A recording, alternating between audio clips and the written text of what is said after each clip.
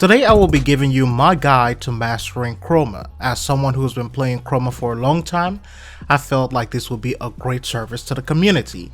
This is how you tame the beast. Forget about the mods, forget about the forma, let's get to the basics first.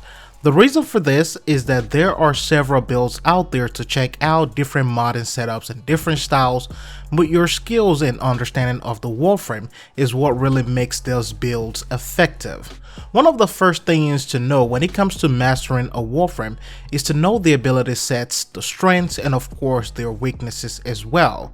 Chroma is a warframe split between offensive and defensive playstyles.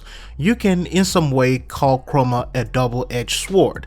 It can help you in some situations, and in some cases that help could also be his kryptonite. With Chroma you can take damage, and of course you can also dish out damage as well. Contrary to the popular belief about Chroma, Chroma is a dynamic support frame. His ability sets let him take damage and also convert or translate that damage to amplify the output for Chroma. In other words, the higher the damage you take, the higher the damage you put out. So with the recent reworks to the frame, you must understand that Chroma is not a tank. At least recently it hasn't been a tank. It is what you might call a paladin, and a very good one at best.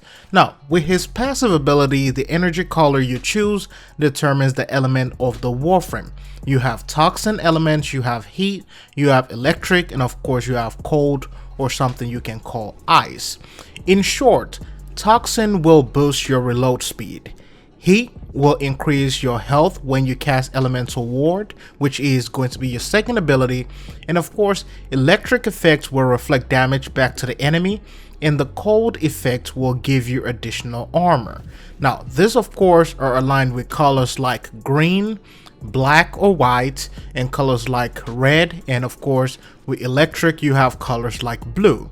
All these elements are great, but because you are in a business of recycling damage, which is what Chroma does, all these other elements will only work when you are on lower levels and you're just starting out in Warframe. Now of course we're looking at this thinking, you know what, you've gone through all the basics of the game already. You want to go for something a little bit more maybe intermediate. This is why I believe you should go for the cold elements, and the cold elements are aligned to the black colors or the white colors. The reason for this is because this will let your elemental ward, which is your second ability, it will let it synergize well with your Vex Armor, which is of course going to be your third ability. So this will help your second and third work together. This will increase survivability for Chroma, and this is why you have to use Eyes. Eyes on Elemental Ward gives you extra armor, and it also bounces back bullets, which of course will also slow down enemies. Chroma is best at overwhelming the enemy. You soak up the damage to boost your own damage and of course your own toughness. Then it becomes a game of last man standing, and this is where you need to start understanding Chroma. When you play Chroma, always remember that it's an issue of who dies first. It's either you die first or the enemy dies first, and of course you have to be ready to kill the enemy. This is why a lot of people will look at Chroma as a double-edged sword, and the benefit of this is because when you have that Vex Armor, you can amplify your damage and take the enemy out before they take you out. And once again, Chroma is not a tank, and you shouldn't treat him as such.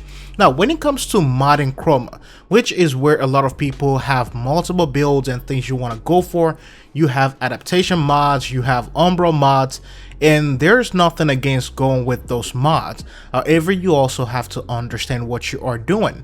You are going to be modding for two abilities at the most. You have Elemental Ward, and of course you have Vex Armor, which is your 2 and 3. Everything else, in my own opinion, is useless. And once you stay longer in Warframe, you will realize that as well. Effigy, which is the fourth ability, is a great ability if you're new to the game and you're clearing some of the earlier phases of the map, but as you begin to progress into intermediate level, everything becomes almost useless. The only one that is quite useful is going to be your second and your third ability. So when we look at Vex Armor has two buffs, and Vex Armor is going to be a third ability. The two buffs are going to be Scorn and Fury.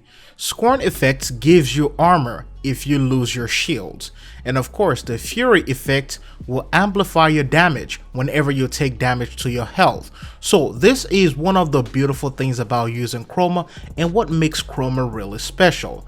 The best way to build for your second and third ability is to go for strength and duration. As a new player on an intermediate level, you can add some efficiency as well, but I will say most of the time go for duration and strength.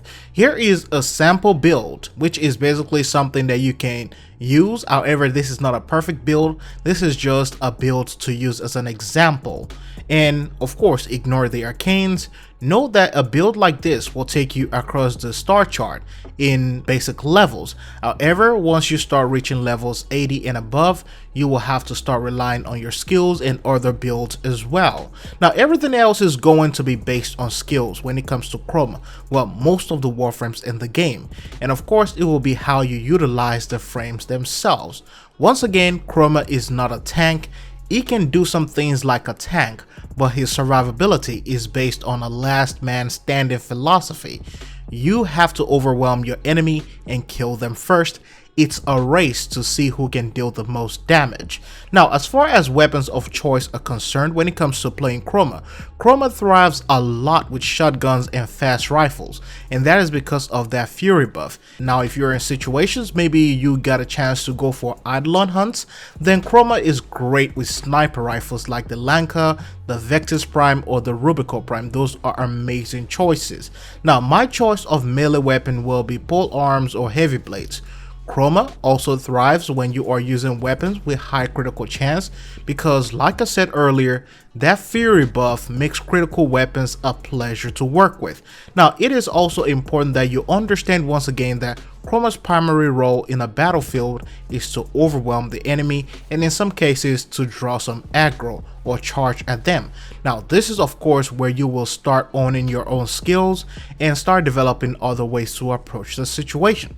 Chroma, as I said earlier, is a great warframe to invest in. Regardless of what builds you decide to choose, Chroma is highly diverse, and the longer you play the warframe and understand the abilities, you will be able to transition from maybe a regular paladin style to maybe a possible tank or CC in the future. But since you are new, my suggestions is to play in the basics. I hope this video helps you. I hope this guide was informative enough. Thanks for watching this video. Hope you enjoyed. Hope you like it. I'll see you in the next one.